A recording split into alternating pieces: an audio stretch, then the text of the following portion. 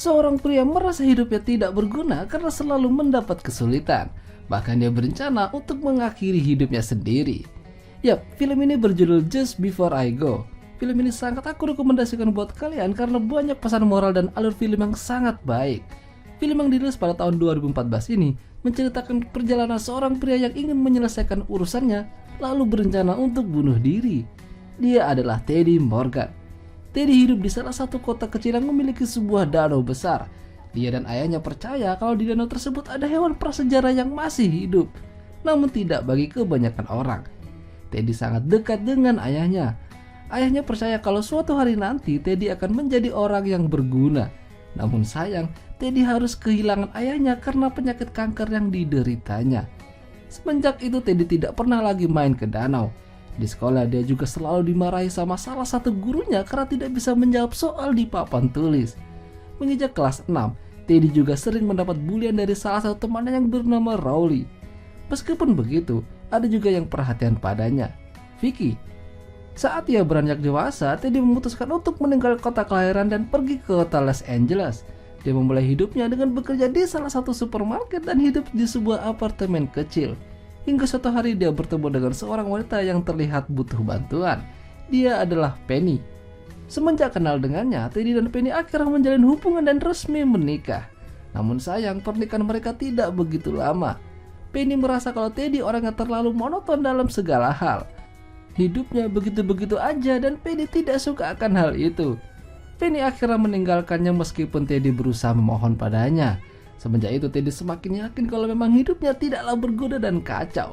Dia menghapus beberapa pertemanan di sosial medianya dan berencana untuk mengakhiri hidupnya. Namun sebelum itu, dia akan melakukan beberapa hal, salah satunya ingin membalas dendam pada orang-orang yang pernah menyakitinya saat masih kecil dulu. Dia kembali ke kota kelahirannya dan langsung disambut oleh saudaranya yang bernama Loki Morgan. Loki bersedia menerima dan tinggal sementara di rumahnya. Dia lalu memperkenalkan Teddy pada keluarganya di sana. Setelah itu Teddy diantar ke kamarnya oleh anaknya Loki yang bernama Ziki. Tidak lupa Ziki memberitahukan Teddy untuk selalu mengunci pintu kamarnya saat akan tidur. Teddy yang sedikit bingung apa maksud dari perkataan Ziki. Ternyata apa yang dikatakan Ziki ada tujuannya. Malamnya istri Loki yang bernama Kathleen masuk ke kamar Teddy yang tak terkunci dan langsung membuka bajunya. Lalu dia memainkan anunya di depan Teddy. Tak lama Loki datang dan meminta maaf pada Teddy. Dia bilang kalau istrinya sering melakukan itu saat dia mengigau. Dia tidak sadar saat melakukannya. Paginya Teddy bersiap mendatangi guru lamanya yang pernah mempermalukan dirinya. Gurunya kini berada di rumah sakit para lansia. Menurut info, mantan gurunya itu terkena kanker. Sampai di sana Teddy mengeluarkan semua unek-unek yang ia pendam selama ini, bahkan dengan kata-kata yang kurang sopan. Lalu tiba-tiba seorang wanita datang dari belakang dan memukul Teddy. Wanita itu adalah cucu dari guru tersebut. Dia mengira kalau Teddy ingin membunuh neneknya. Namun Teddy menjelaskan semua pada wanita yang bernama Greta. Setelah dari sana, Teddy lanjut mendatangi ibunya. Kini ibunya tinggal bersama seorang teman di sana. Keesokan harinya Teddy dikejutkan dengan kemunculan Greta di rumah. Dia mengatakan kalau ingin membuat dokumentasi perjalanan Teddy menuju bunuh diri. Teddy tidak ingin ada orang lain ikut campur.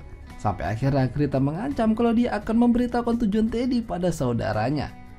Tidak ingin Loki tahu rencananya, akhirnya mau tidak mau Teddy membiarkan Greta merekam setiap aktivitas Teddy untuk menemui orang-orang yang akan ia tuju.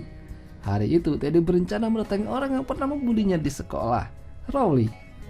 Namun saat sampai di tempat kerjanya, dia melihat Rowley banyak berubah. Tubuhnya menjadi lebih besar dan kekar. Teddy yang awalnya ingin memberikan pelajaran padanya jadi mengurungkan niatnya. Namun saat mereka bicara, Rowley menunjukkan sikap yang lebih anteng. Dia malah meminta maaf dan merasa kalau dirinya memanglah seorang yang bandel dan nakal. Dia menyesal telah membuli Teddy saat di sekolah dulu. Terlebih lagi keadaan hidupnya kini tidaklah mulus.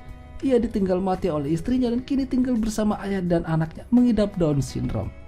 Bahkan dia juga tidak menyukai ayahnya karena sering dimarahi olehnya.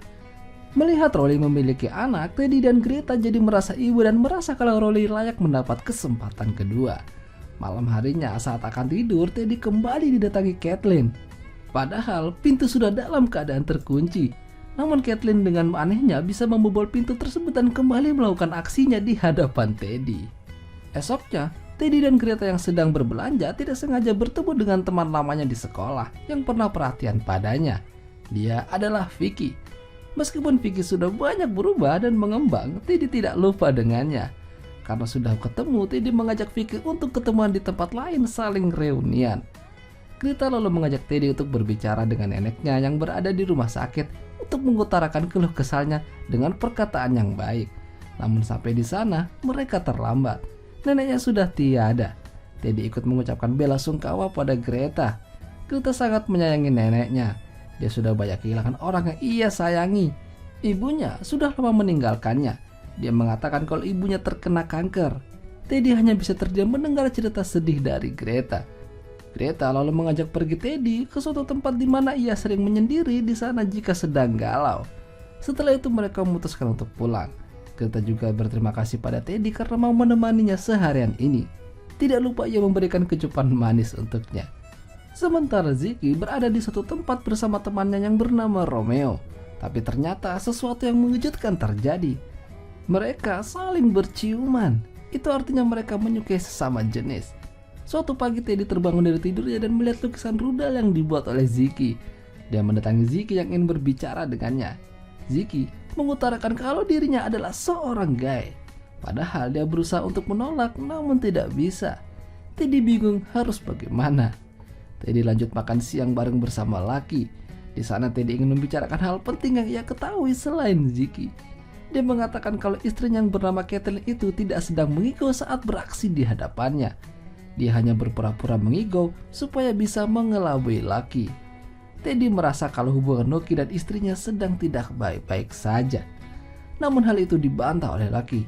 Dia merasa Teddy sudah ikut campur urusan rumah tangganya. Dari sana Teddy lanjut bertemu dengan Vicky yang sudah janji ketemuan di kafe. Mereka saling nostalgia membicarakan masa lalu. Teddy mengatakan kalau dirinya dulu pernah menyukai Vicky. Dan hal itu juga dirasakan yang sama oleh Vicky.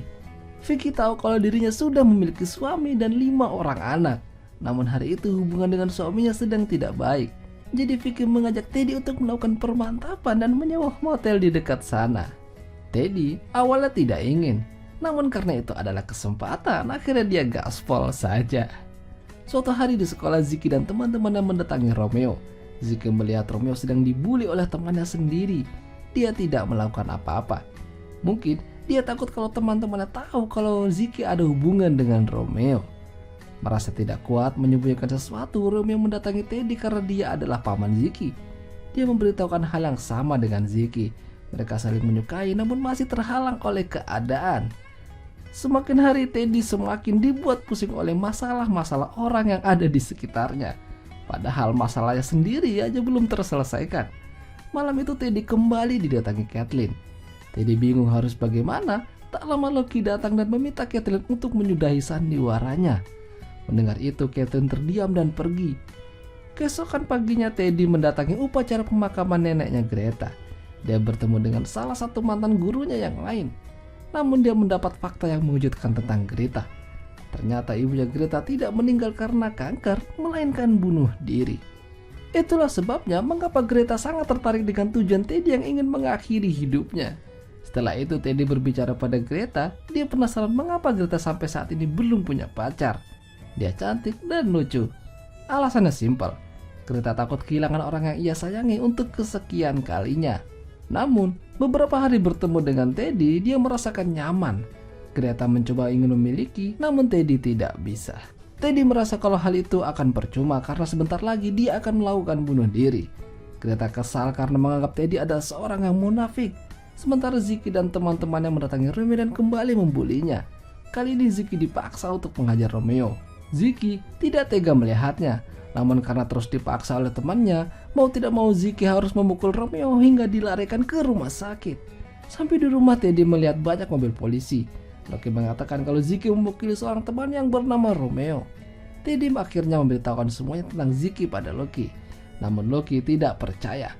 Alhasil mereka saling baku hantam. Setelah itu, Teddy dan Kathleen mendatangi Romeo di rumah sakit karena Ziki kabur. Dan hanya Romeo yang tahu keberadaannya. Mereka semua ke sana dan melihat Ziki bersiap akan melompat untuk bunuh diri. Lucky dan Greta juga hadir. Mereka memberikan pengertian pada Ziki untuk tidak berbuat yang sembrono. Loki juga berusaha membuat Ziki tidak melompat. Namun tanpa sengaja pijakan Ziki oleng dan membuatnya terjatuh ke dalam danau. Teddy dan Loki ikut melompat menyelamatkan Ziki. Tapi setelah beberapa saat Teddy tidak muncul ke permukaan. Kini mereka balik prihatin sama Teddy, terutama Greta. Di dalam air Teddy berhalusinasi bertemu dengan ayahnya dan hewan prasejarah itu. Tak lama Teddy berhasil diangkat dan diselamatkan. Greta tidak ingin kehilangan Teddy begitu saja karena dia mencintainya. Setelah kejadian itu mereka semua berbaikan dengan keluarga dan keadaan. Ziki kini resmi menjalin hubungan dengan Romeo. Begitu juga dengan Teddy. Dan akhirnya film pun berakhir. Itulah tadi alur cerita film Just Before I Go. Jika kalian suka dengan video ini jangan lupa tinggalkan like, dan sampai jumpa.